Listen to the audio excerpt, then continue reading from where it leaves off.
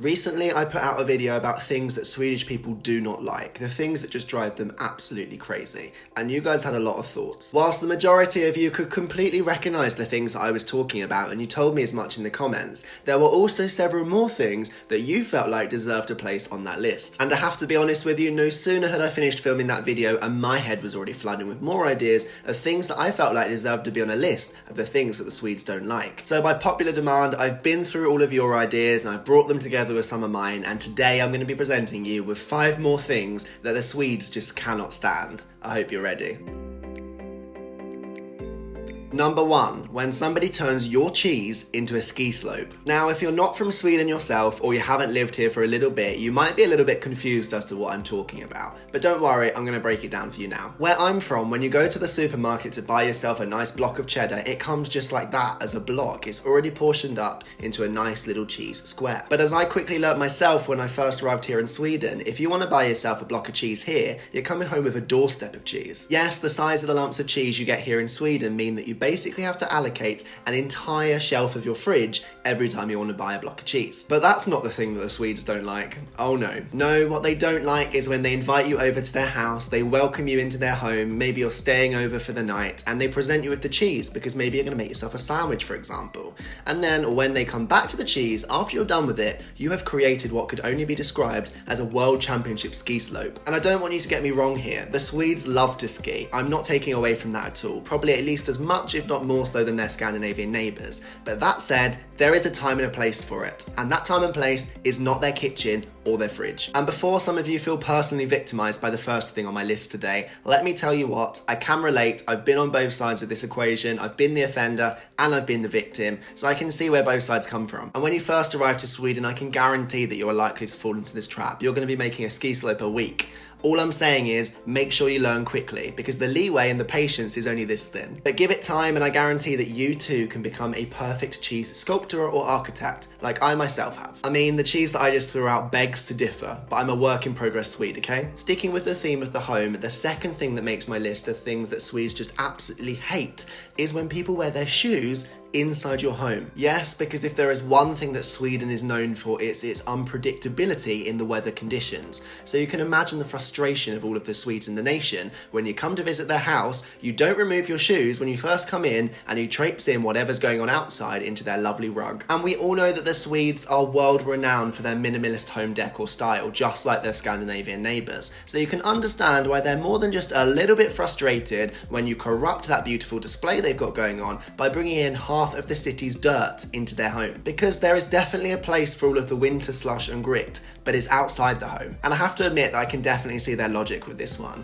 Just because we're not known for the same crazy conditions in the UK, we do have our fair share of weird weather climates, and we definitely don't want you walking in our house with your dirt, so let alone when you've got ice and slush to deal with too. But as some of you guys rightly pointed out in the comment section to part 1 in this series of things that Swedes don't like, the problem comes when you go to visit an elderly Swede's house, because they are so concerned about making sure that you have the best time, they want to be the best house host, that they don't say anything when you come in with your shoes on, even though you are literally trampling on a piece of their soul. And as a Brit, I can completely relate to the feeling, because we are world famous for being unnecessarily polite. But that said, why don't we just all save ourselves a bit of discomfort? You take your shoes off when you come to my house, and then no one has to be put out. The third thing that makes my list today of the things that the Swedes just absolutely cannot stand is a queue cutter. And I'm sure that this one won't come as a surprise to many of you, because I've talked before about the fact that Sweden is known for everything being just right, everything being very orderly and very courteous. In fact, we've even talked before about the curlapper system, which helps to make sure that in your popular shops, everybody knows exactly where they are in the line and knows when they should go to the counter to get served. So you can almost taste the frustration when a curlapper system is not in place and you have to form an orderly queue yourselves, and somebody goes to sneak in front of you in the queue. And I'm told that a queue cutter is enough to make even the most reserved Swede come out of their shell, put you in your place, and get you behind them in the line again. And I'm yet to be convinced of that myself, but I understand the premise. And this is another one of those areas where England and Sweden are quite similar. We both hate queue cutters. Though if it happens to me in the UK, I'm probably just going to tut at you or make an angry face. I'm probably not going to do very much about it. So guys, when you first set foot in Sweden, all I'm asking you to remember is that you've possibly arrived in a country that cares about queuing more than any other country in the world. I mean, can you name one other country where you have to be in a queue long enough to be eligible to rent or buy a flat or apartment?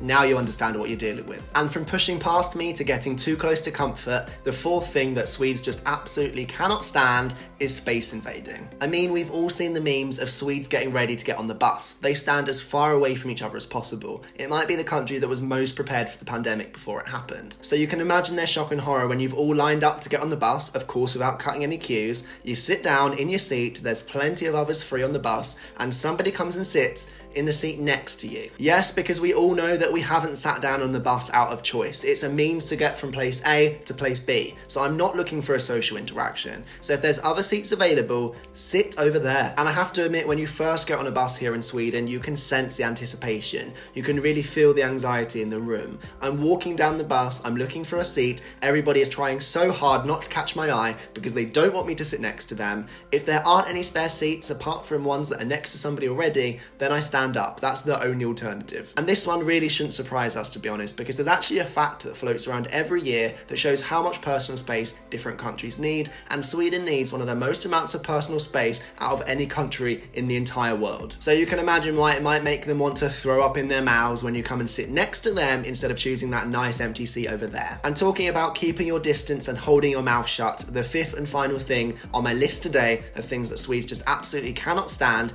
is bragging. Because something that you should know about Sweden before you arrive is that you're entering a society where everybody is seen as equal. They don't want anyone to think that they're better than anybody else. So on that basis, you can understand why you might get a little bit more than just a few raised eyebrows if you're going around bragging about all of the things you've done in your personal life as part of your everyday. Yes, I'm pretty sure that the term humble brag was invented to be used here in Sweden because modesty and humility are always key. So next time you want to talk about how well you did in that test or that lovely holiday you've just had in the Bahamas, just think about how you presented to your Swedish friends. And with that, we've reached the end of part 2 of the list of things that Swedes just cannot stand. I'm sure there's plenty more that I could have said that I've just not had time or space for yet, so you guys have got to come through and let me know in the comments below. If there's enough interest and demand and you like this enough, perhaps we'll do a part 3 where we talk about even more things that the Swedes do not like. But until then, I just want to say thank you so much for always watching my videos. I really appreciate it. If you have not subscribed yet, you know what to do. Buttons down there, the bell is down there. Make sure you got your notifications turned on. You'll be the first to know when there's a new video coming out. But until I see you again, all I want to say is have a great day whatever you're up to, and I hope you are doing well. Take care everyone, and goodbye.